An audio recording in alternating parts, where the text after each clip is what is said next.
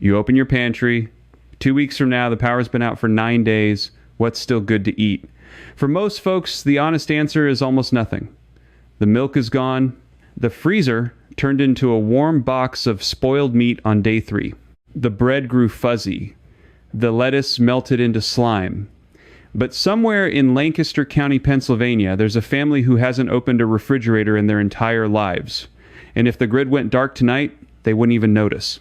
Here's the thing nobody tells you. A real 2-week food supply has almost nothing to do with stockpiling.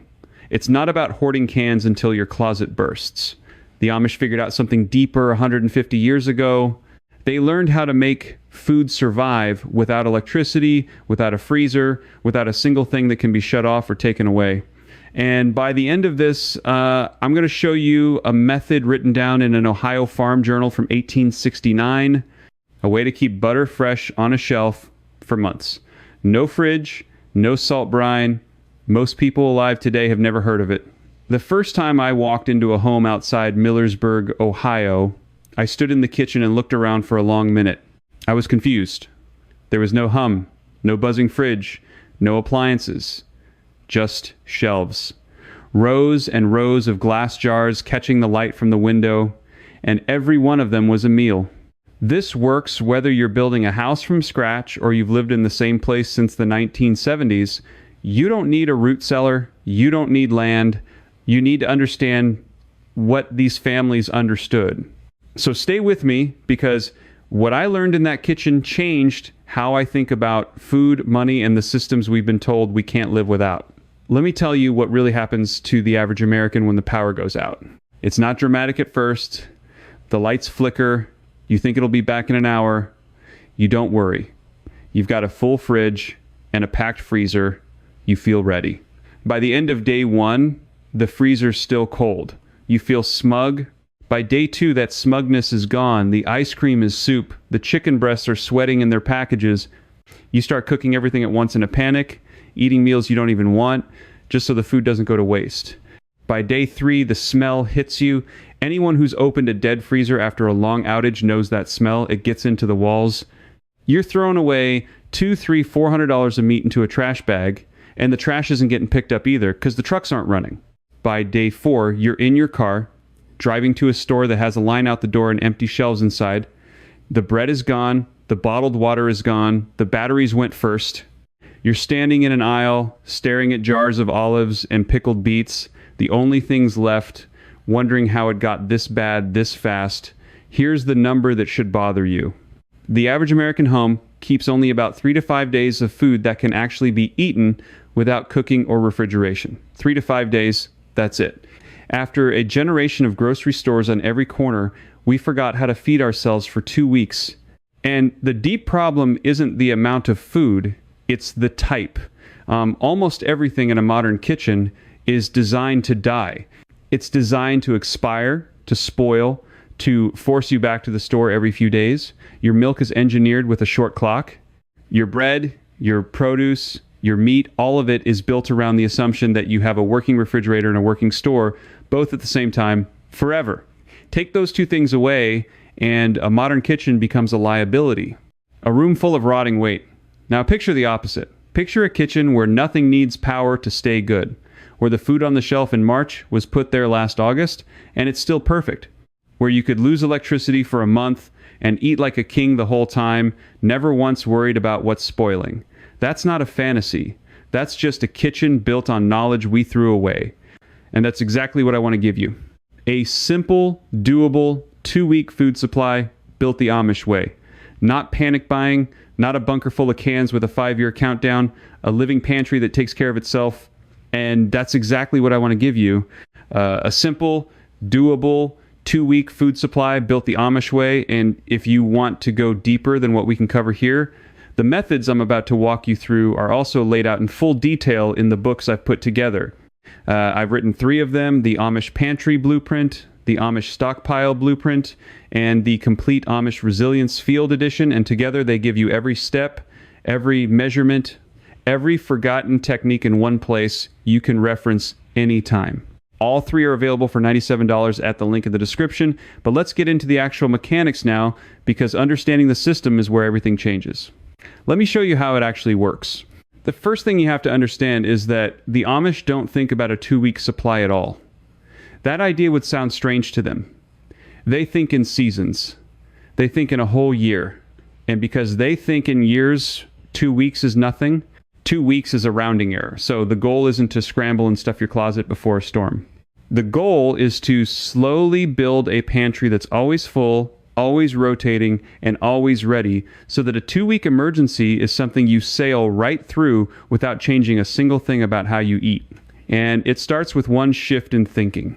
You stop storing food that's alive and trying to keep it alive. You start storing food that's already stable. There are really only 4 pillars to this.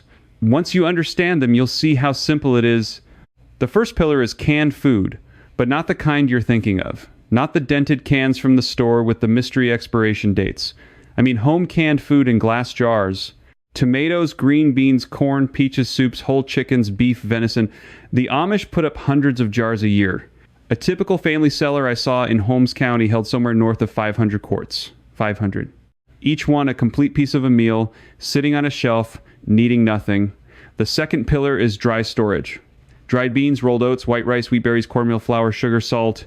These are the foods that built civilizations. Stored right, in a cool, dark place, dry beans and white rice last, not for months, but for decades.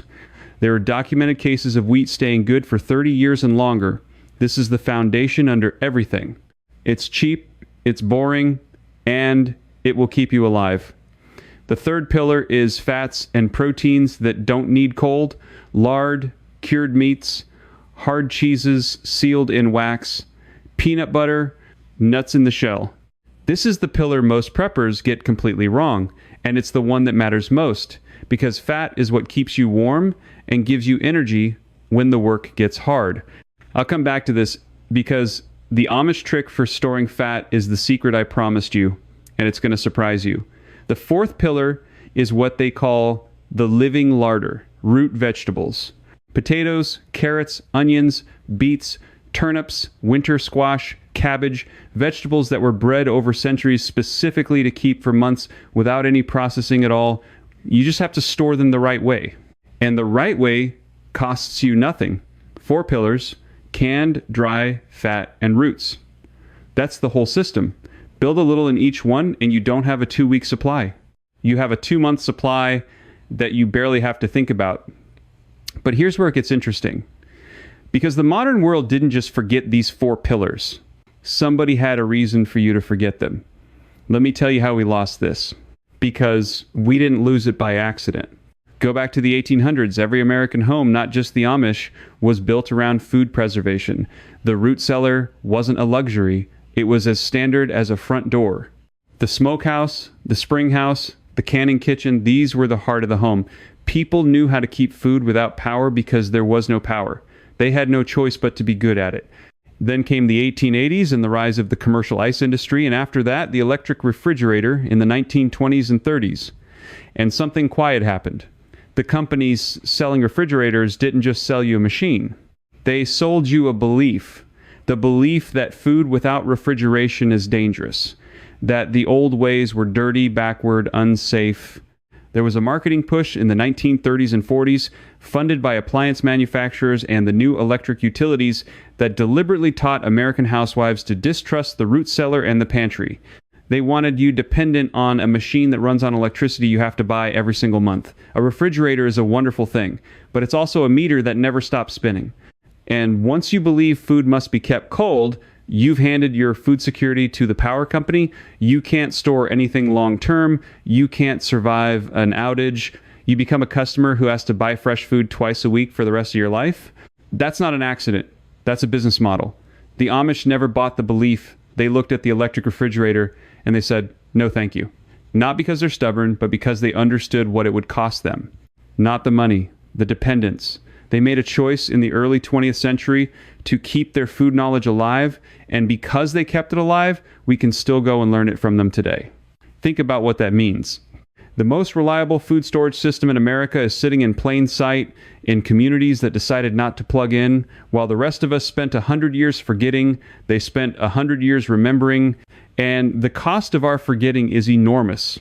The average American family throws away about $1,600 of food every year. Spoiled, expired, forgotten in the back of the fridge. Over a 30-year stretch, that's nearly $50,000 in the garbage. $50,000 gone because we store food that's designed to die instead of food that's designed to last.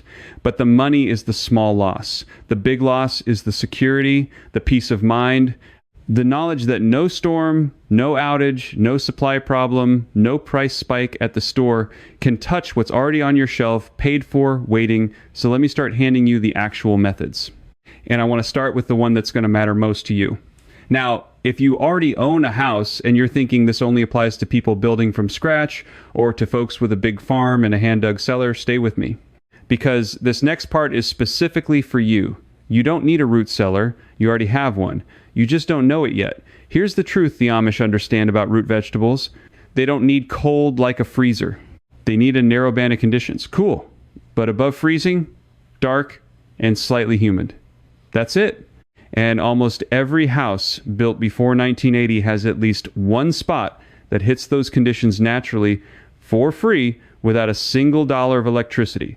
Look at your north-facing basement corner. Look at the bottom of an interior closet on the ground floor.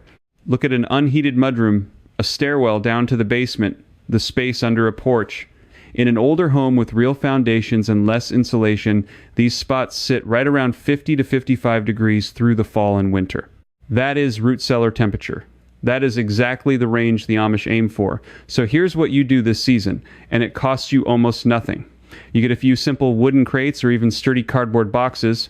You get clean sand or sawdust, the kind you can buy cheap at any farm store, and you layer your root vegetables in the sand.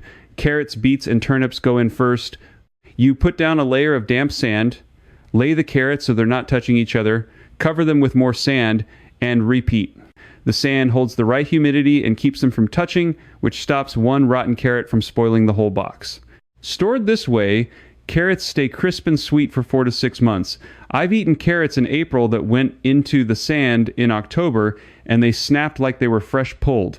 Potatoes go in a separate box, no sand needed, just darkness, because light turns them green and bitter. Keep them away from your onions, because onions and potatoes spoil each other fast. When they sit together, the onions make the potatoes sprout. That one tip alone will save you a fortune in wasted potatoes. Onions and winter squash want it a little warmer and drier, so they go up on a shelf, not down in the cool corner. Braid the onions or hang them in old pantyhose. A butternut or Hubbard squash will sit on a shelf in a back bedroom for 3, 4, even 5 months and be perfect. And cabbage. Here's an old one. You pull the whole plant, root and all, wrap the head in newspaper, and hang it upside down in that cool corner. A cabbage stored that way stays good for 2 to 3 months. The old Pennsylvania Dutch families would have cabbage from the fall garden well into the deep winter. Do you see what just happened? Without a permit, without a contractor, without spending more than $20 or $30 on sand and crates, you just turned a corner of the house you already own into a working root cellar. You added weeks of food security to your home this weekend. That's the whole point. This isn't knowledge for some other person with some other house. It's for you right now in the home you've got, but roots are only one pillar. And the next one is where most people fail completely because they store the food, but they store it wrong, and they don't find out until they open the jar and it's ruined. Let me save you from the most common mistake because it's heartbreaking when it happens. People hear store dry goods and they go buy 50 pounds of beans and rice and flour, dump it in the original bags, and stack it in the garage. 6 months later, they open it and it's a graveyard. Weevils, moths. The flour smells like crayons because the fat in it went rancid. The whole investment ruined. The enemies of dry food are simple: oxygen, moisture, light, heat, and pests. Beat those 5 and dry food lasts not for months, but for decades. Here's how the principle works, the way it's been done for generations. You want your dry goods in something airtight, opaque, and cool. The old way was crocks and sealed tins in a cold cellar. The modern version of the same idea is a food-grade bucket with a tight lid, and inside it, the grain or beans sealed away from air. White rice, dried beans, wheat, rolled oats, sugar, salt stored cool and dry and sealed. These will outlive you.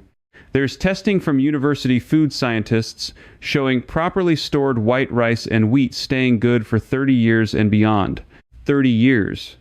From a bag of rice that cost you almost nothing. But here's the part the Amish know that the prepper websites get wrong. They don't store flour.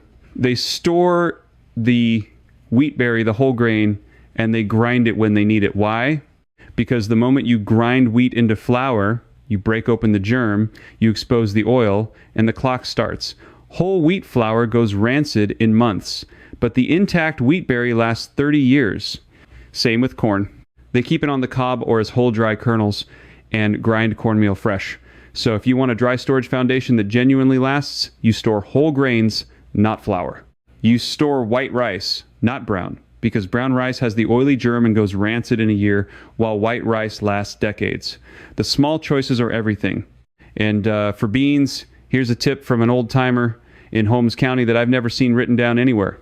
Old beans that have been stored for years, get hard and won't soften no matter how long you boil them. The fix isn't to throw them out, it's a pinch of baking soda in the soaking water. The Amish grandmothers knew that the alkaline water breaks down the bean's outer coat and brings a 5-year-old bean right back to tender. A box of baking soda makes your entire bean supply last twice as long. Now we've got roots in the cool corner and grains sealed in the dark. The pantry is filling up, but there's one pillar left, and it's the one that almost killed the old settlers when they got it wrong, and the one that the Amish solved so elegantly that I couldn't believe it when I saw it. Fat. Let's talk about fat. Because in a real emergency, fat is life. When you're working hard, when it's cold, when you're burning energy to stay warm and get things done, beans and rice alone will leave you weak and hungry. The body craves fat. The pioneers who starved didn't starve from lack of food, exactly. Many of them had plenty of lean meat. They starved from lack of fat. There's even a name for it from the old frontier. They called it rabbit starvation because you could eat all the lean rabbit you wanted and still waste away without fat in the diet. So the Amish kitchen treats fat as treasure, and the king of stored fat is lard. Now, I know we were all taught lard is bad. That was another piece of marketing, by the way, pushed hard in the early 1900s by the companies selling the new vegetable shortening. They needed you to fear the traditional fat, so you'd buy theirs. But pure rendered lard, stored right, is one of the most stable, useful foods there is. Properly rendered lard, kept in a cool, dark place, stays good for a year or more without any refrigeration at all. The Amish render it down, strain it clean, pour it into crocks, and it sits on the shelf ready for cooking, baking, frying all winter long. One pig gives a family fats for months. And then there's the cheese. Hard cheese sealed in wax. This is medieval knowledge that the Amish kept alive. You take a hard cheese, a good firm cheddar, and you coat it in a couple layers of cheese wax, sealing out all the air. Stored cool, that wax cheese will keep for years. Years. The wax stops the oxygen in the mold. The cheese slowly ages and gets better, and you've got rich, fatty, protein-dense food that needs no refrigerator at all. This is the part nobody plans for. Everybody stockpiles carbohydrates. Almost nobody stores stable fat, and in a long emergency, the family with lard and wax cheese eats well and stays strong, while the family with nothing but crackers and rice gets weaker by the day. So as you build your 4 pillars, give fat the respect it deserves. A few crocks of lard, a few wheels of wax cheese, jars of peanut butter, which stores for a year or two easily, nuts kept in the shell where the shell protects the oil. This is the pillar that turns survival food into real food. And now you've got the whole system. Roots in the cool corner, grains sealed in the dark, canned jars on the shelves, fats in the crock, a 2-week emergency, you'd barely notice it. You've got 2 months without trying. But I promised you something specific at the start. A method written in an Ohio farm journal from 1869, a way to keep butter fresh on a shelf for months, no refrigeration, no salt brine. And this is the one almost nobody alive remembers. So let me give it to you now, because once you hear it, you'll understand just how much we let slip away. Butter is the hardest fat to store. We all know it. Leave butter out on the counter, and in a week or two it turns. The oils oxidize, it goes rancid, it tastes like old paint. For most of history, fresh butter was a luxury you could only have right after churning. So how did the old families keep butter through a long winter before refrigerators existed? The answer is a thing called a butter bell, But the deeper, older method, the one I found described in those 19th century farm records, goes further. It's the buried butter crock, and the principle behind it is genius. Here's what I found. In old agricultural writing from Ohio and Pennsylvania in the 1800s, families preserved butter by packing it down hard into a stoneware crock, pressing out every pocket of air, because air is what makes butter go rancid. Then, and this is the key, they sealed the top of the butter under a layer of cold salted water, a brine cap, and in some accounts under a layer of clean cold water changed every few days. The water sealed the butter off from oxygen completely. No air could touch the surface, and then they set that crock down in the coldest part of the home, the spring house or the deep cellar floor, where the earth itself held it at a steady, cool temperature. Butter stored that way, sealed underwater, away from all air, kept fresh and sweet for months. Not days, months. But there's an even simpler version that floored me, and it's the one I want you to try. It's called potted butter, or in the old Irish and Pennsylvania Dutch tradition, butter sealed under its own clarified fat. You melt good butter gently, you let the milk solids settle out, because it's the milk solids that spoil, and you pour the pure golden butter fat into a clean jar. That clarified butter, free of the solids that rot, will sit on a shelf at room temperature for months and months without going bad. The Indian kitchens call the same thing ghee, and they've kept it on the shelf for thousands of years. Think about that. A spreadable, cookable, rich fat made from ordinary butter sitting on your shelf with no refrigeration, good for months, while the rest of the country believes butter must live in the cold or die. The knowledge was written down plainly in 1869. It was never secret. It was just buried, paved over by 100 years of being told, you need a machine for everything. That's the whole lie, right there, in one little crock of butter. They told us food without electricity is dangerous and backward. And here's a method documented before your great-grandfather was born that keeps one of the most perishable foods on earth fresh for months using nothing but a jar and a little patience. One Amish grandmother in Holmes County does this every single fall, the same way her grandmother did, the same way it was written in that journal. The line never broke. They just kept doing it while the rest of us forgot, and now you know it too. So here's what I really want you to walk away with. You were never as fragile as they made you believe. The empty pantry, the 3-day cushion, the panic when the power goes out, none of that is natural. It was taught to you, it was sold to you, and everything you'd need to undo it has been sitting in plain sight in glass jars on a shelf in Lancaster County the whole time. A 2-week food supply isn't a closet full of panic-bought cans. It's 4 simple pillars and a different way of thinking. Roots in a cool corner you already own, whole grains sealed against air, jars of food you put up in good times, and fat treated like the treasure it is. Build a little in each, and 2 weeks becomes 2 months, and 2 months becomes the quiet confidence that no storm and no outage and no empty shelf at the store can ever scare you again. If you're the kind of person who believes that real knowledge like this was quietly pushed aside so somebody else could keep selling you the machine and the monthly bill, then you already know what to do with what you just learned. You go put it to use. And I want to hear from you. Tell me one thing. That cool corner in your house, the north basement wall, the bottom of the closet, the unheated mudroom, where is yours? Where's the spot you're going to turn into your root cellar this fall? Leave a comment and tell me exactly where it is in your home. I read them and I answer. If this opened your eyes even a little, subscribe and stand with the people who are taking this knowledge back, one forgotten method at a time. Because next time, I'm going to show you the Amish spring house, how they kept milk, cream, and meat cold all summer long with nothing but running water and a stone floor, no electricity, no ice delivery, no bill. There's one detail about how they angled the water that almost nobody gets right, and it's the difference between food that keeps and food that spoils. I'll see you there.